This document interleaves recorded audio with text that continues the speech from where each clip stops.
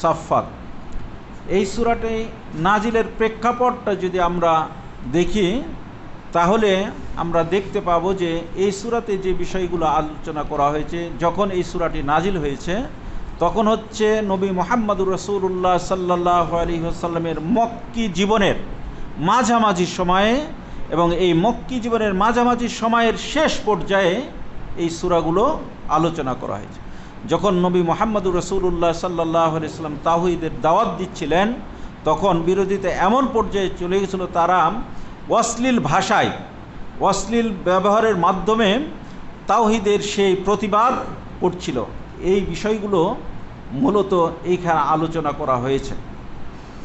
আরও আলোচনা করা হয়েছে যে মক্কার তৎকালীন কাফেরা বংশগত কারণে হজরত ইব্রাহিম আলাইহিস সালামকে নিজেদের বলে দাবি করত, কিন্তু হজরত ইব্রাহিম আলাইহিস সালামের নিজেদেরকে বলে দাবি করলেও মানে কার্যক্রমে ইব্রাহিম আলাইহিস সালামের যে কার্যকলাপ ছিল সেটার সাথে তাদের কোনো মিল ছিল না। সেটার সাথে মিল ছিল নবী মুহাম্মদুর রাসূলুল্লাহ সাল্লাল্লাহু আলাইহি ওয়াসাল্লামের। তিনি মানে পুরোপুরি এইটা মানে বাস্তবায়ন করেছেন যেটা ইব্রাহিম আলাইহিস সালাম চাচ্ছিলেন। আপনারা জানেন যে হজরত ইব্রাহিম আলাইহিস সালামকে তিনটা বড় বড় পরীক্ষা করা হয়েছিল। তিনটা বড় বড় পরীক্ষা করা হয়েছিল। তিনটা পরীক্ষাতেই তিনি 100% তিনি মানে মার্ক পেয়ে উত্তীর্ণ হয়েছিলেন। এই কারণে আল্লাহ রাব্বুল আলামিন তাকে জাতির ইমাম বানিয়েছিলেন। তার একটি পরীক্ষা হচ্ছে যে তাকে এই যে আমি যে আয়াতে কারিমাগুলো তিলাওয়াত করেছি, আল্লাহ রাব্বুল আলামিন এই যে প্রথমের দিকে কথাগুলো বললে আপনারা বুঝতে পারতেন, হ্যাঁ প্রথমেই সেই কথাগুলো আছে, কিন্তু যেহেতু সময় কম এই কারণে আমি এই আয়াতগুলো তিলাওয়াত করছি। ফাকবালু ইলাইহি ইয়াজিফুন, ফাকবালু তারা দৌড়ে তার কাছে এসলো।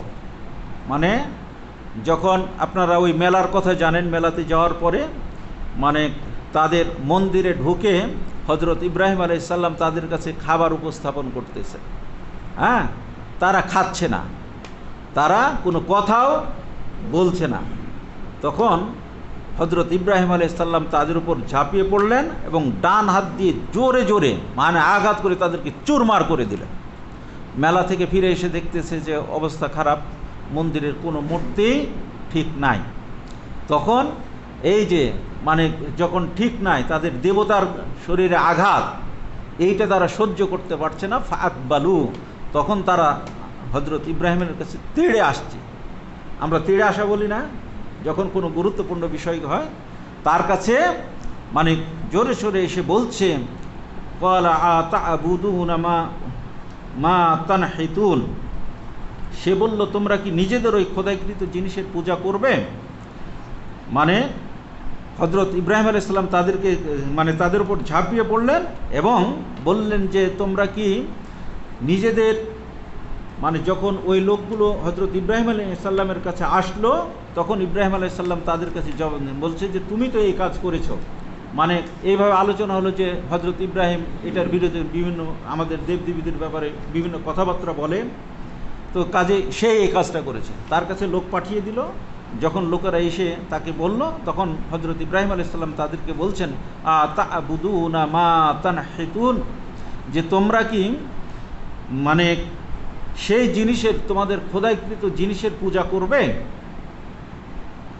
আল্লাহু খালাকাকুম ওয়া মা তা'মালুন, অথচ আল্লাহ তোমাদের সৃষ্টি করেছেন এবং তোমরা যে জিনিসের সৃষ্টিকৃত জিনিসের পূজা করছো সেটাও তিনি জানেন। ওয়ালু, তারা বলল, অর্থাৎ ওই কাফিররা বলতেছে নো লাহু বুনিয়ানান, আর কথা নাই, এই স্বীকার করে নিয়েছে, এই যে কথাগুলো বলতেছে এছাড়া কেউ এইটাকে মানে ভাঙ্গেনি। তখন তারা বলছে নো বানাও লাহু তার জন্য, হজরত ইব্রাহিম আলাইহিস সালাম বুনিয়ানান অগ্নিকুণ্ড, ফাআলকুহু ফিল জাহিম, এবং জাহান্নামের একটা নাম জাহিম আছে না, জাহিম মানে আগুন, হ্যাঁ তাকে আগুনে নিক্ষেপ করো। ফারাদু বিহি কাইদান। তো এই আগুনে নিক্ষেপ করার কথা বলতেছে, তো তাহলে এই আগুনটা তাদের জন্য কি ষড়যন্ত্র নয়? এই আগুনটা তাদের জন্য মানে হযরত ইব্রাহিম আলাইহিস সালামের জন্য ষড়যন্ত্র। ফারাদু বিহি কায়দা, আল্লাহ সে কথাটা বলছেন যে তারা মানে ইব্রাহিমের বিরুদ্ধে একটি ষড়যন্ত্র করার ইচ্ছা করলো। ফাজাআলনাহুমুল আসফালিন, কিন্তু আল্লাহ বলছেন আমি তাদেরকে হীনদের মধ্যে গণ্য করলাম। কাদেরকে? যারা ইব্রাহিম আলাইহিস সালামের জন্য অগ্নিকুণ্ড প্রস্তুত করেছিল তাদেরকেই তিনি হীনদের মধ্যে গণ্য করলেন। কে? আল্লাহ রাব্বুল আলামিন। কেমন করে? এটার তাহলে প্রমাণটা কি? যে অগ্নিকণ্ডে নিক্ষেপ করার জন্য, অগ্নিকণ্ডে যখন নিক্ষেপ করতে যাচ্ছে তখন ইব্রাহিম আলাইহিস সালামের মানে তাওয়াক্কুলটা অন্য ধরনের। তাওয়াক্কুল এত কনফিডেন্স যেটা অন্য কাউরের মাঝে খুবই কম পাওয়া যাবে। হযরত জিবরিল আমিন বলছেন যে ইব্রাহিম তুমি অর্ডার দাও, আমি বাতাসের ফেরেশতাকে দিয়ে এমনই করে দিই যে সব কিছু লণ্ডভণ্ড করে দিই। ইব্রাহিম আলাইহিস সালাম বললেন যে সেটার আমার দরকার নাই। তিনি জবাব দিলেন যে আল্লাহ আমাকে সৃষ্টি করেছে, সে আল্লাহ কি আমার অবস্থাটা দেখছেন না? তিনি আমাকে রক্ষা করবেন। মানে কত কনফিডেন্স! আমরা যখন কোনো বিপদে পড়ি, কেউ যদি বিপদ উদ্ধারের জন্য এগিয়ে আসে, আমরা খুব মানে অত্যন্ত আগ্রহের সাথে সে বিষয়টিকে লুফে নিই না? হ্যাঁ, কিন্তু হযরত ইব্রাহিম আলাইহিস সালাম, জিবরিল তো আল্লাহরই ফেরেশতা, হ্যাঁ, তাকে সাহায্য করতে চেয়েছে, কিন্তু তার কনফিডেন্স লেভেলটা কত উঁচুতে যে তিনি সেটাকে প্রত্যাখ্যান করেছেন যে না, আমার এই বিষয়ে কোনো তোমার সাহায্যের কোনো দরকার নেই, আমার আল্লাহ আমাকে দেখতেছে। আল্লাহ রাব্বুল আলামিন তার পুরস্কার স্বরূপ সূরা আম্বিয়ার 59 নম্বর আয়াতে বলছেন, ফাআউযু বিল্লাহি মিনাশ শাইতানির রাজিম, বিসমিল্লাহির রহমানির রহিম, কুলনা ইয়া নারু কুনি বারদাও সালামুন আলা ইব্রাহিম।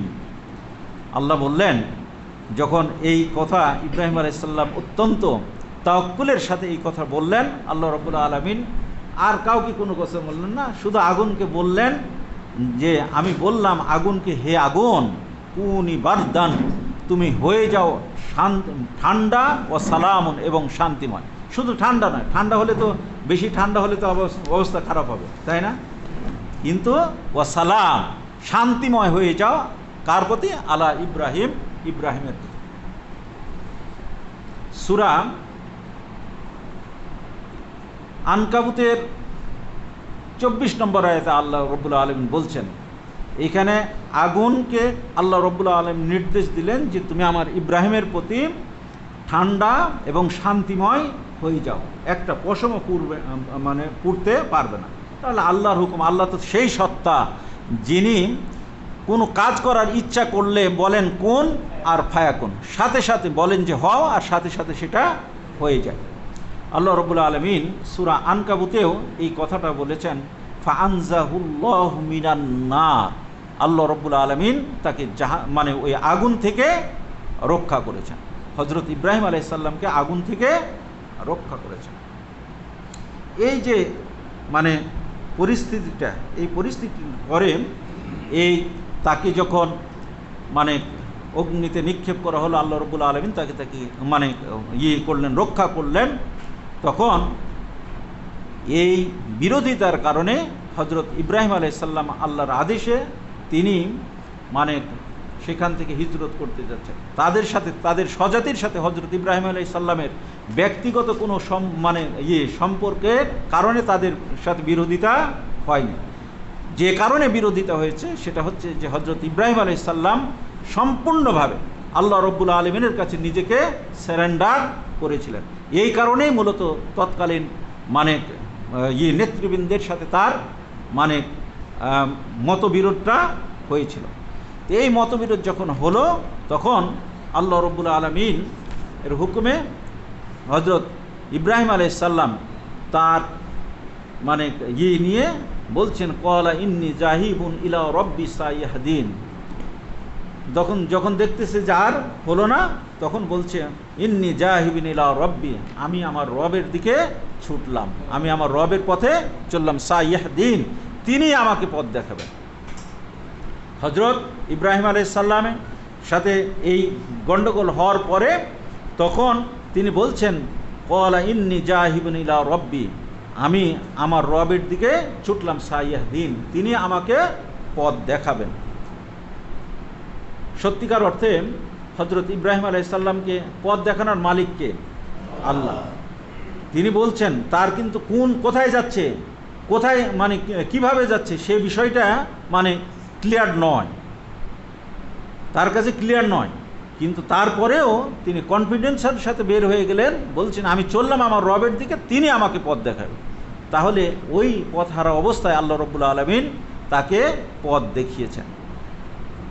এই তখন যে চলে যাচ্ছেন, এই যাওয়ার সময়ও মানে পরে ইব্রাহিম আলাইহিস সালাম যে মনোবাসনটা ব্যক্ত করছেন যে রব্বি হাবলি মিনাস সালিহিন, এটা দ্বারা প্রমাণ হয় যে তখন পর্যন্ত হযরত ইব্রাহিম আলাইহিস সালামের কোনো সন্তান সন্ততি নাই। তিনি আল্লাহর কাছে প্রার্থনা করছেন রব্বি হাবলি মিনাস সালিহিন, হে আল্লাহ, হে আমার প্রভু, হে আমার রব, তুমি আমাকে একটা সৎ সন্তান দান করো, তুমি আমাকে একটা সৎ সন্তান দান করো। আল্লাহ রাব্বুল আলামিন বলছেন ফাবাশশারনাহু বিগুলামিন হালিম, আমি তাকে একটা ধৈর্যশীল সন্তানের সুসংবাদ দিলাম। আল্লাহর কাছে চাইলো কি? সৎ সন্তান। আর আল্লাহ রাব্বুল আলামিন সুসংবাদ দিচ্ছেন কি? ধৈর্যশীল সন্তানের সুসংবাদ দিলাম। এই যে পরীক্ষা, প্রথম পরীক্ষা কি? তাকে আগুনে নিক্ষেপ। এইটা কি কম বড় পরীক্ষা? তিনি হযরত জিবরিল আমিনেরও সাহায্য চান নাই, তিনি সেই পরীক্ষায় 100% উত্তীর্ণ হয়েছেন। সাথে সাথে দ্বিতীয় যে পরীক্ষাটা, সেটা বলছেন যে রব্বি হাবলি মিনাস সালিহিন, হে আমার প্রভু, তুমি আমাকে একটা সৎ সন্তান দান করো। হ্যাঁ, আল্লাহ রাব্বুল আলামিন তাকে একটা দিয়েছেন।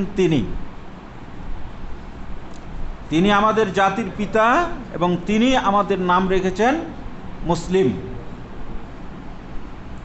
এইটা সরাসরি আল্লাহ রাব্বুল আলামিনের কোড করেছেন। আল্লাহ রাব্বুল আলামিন পবিত্র কোরআন অলরেডি আমরা পার করেছি ঈদুল ফিতর, সামনে ঈদুল আজহা আসতেছে। এই ঈদুল আজহা যেহেতু অত্যাসন্ন, এই জন্য আমি এই প্রসঙ্গেই এই দার্সটা